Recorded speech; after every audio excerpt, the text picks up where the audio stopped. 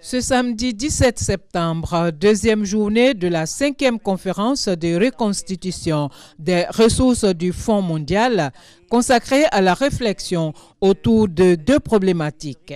Éliminer les obstacles à la santé en renforçant l'autonomie des femmes et des filles et par l'intervention auprès des plus marginalisés. Engager et mobiliser les jeunes pour réaliser les objectifs en matière de développement durable. Le président de la République, Alassane Ouattara, dans sa communication, a partagé avec les participants l'exemple de la Côte d'Ivoire en matière de construction de systèmes de santé durables ouverts à tous, avant de relever la contribution du Fonds mondial à l'amélioration de l'accès aux soins de santé. Le Fonds mondial a beaucoup contribué à aider la Côte d'Ivoire.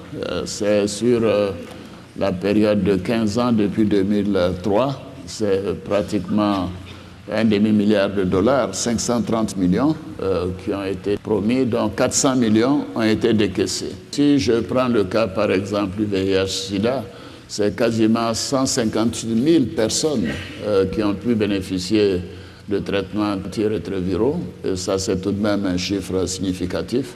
Et d'ailleurs, grâce à tout l'environnement de l'offre et de la sensibilisation, le taux de prévalence a baissé de manière considérable en Côte d'Ivoire.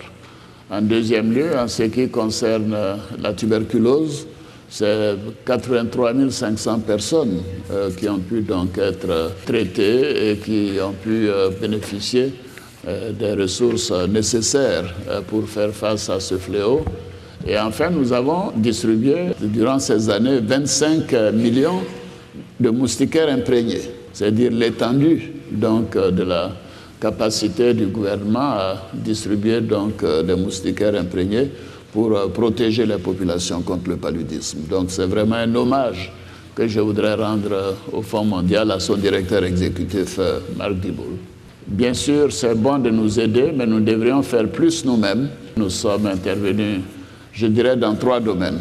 Le premier, c'est de créer tout l'environnement, le cadre réglementaire, la sensibilisation. La deuxième chose, c'est de donner un accent particulier aux femmes et aux filles dans tout ce que nous faisons. Et bien évidemment, surtout qu'il y a la transmission de la mère à l'enfant, par exemple du sida, et également les difficultés pour ces personnes d'avoir accès aux soins et aux frais médicaux.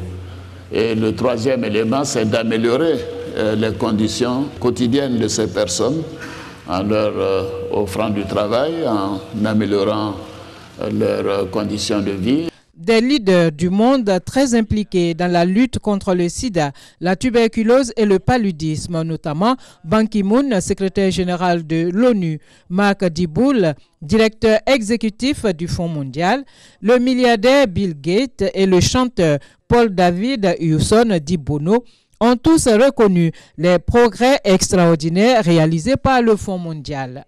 Pour ces personnalités, la communauté internationale, pour vaincre le sida, la tuberculose et le paludisme, doit faire de l'amélioration des conditions de vie des populations, de l'information et de l'éducation ses priorités.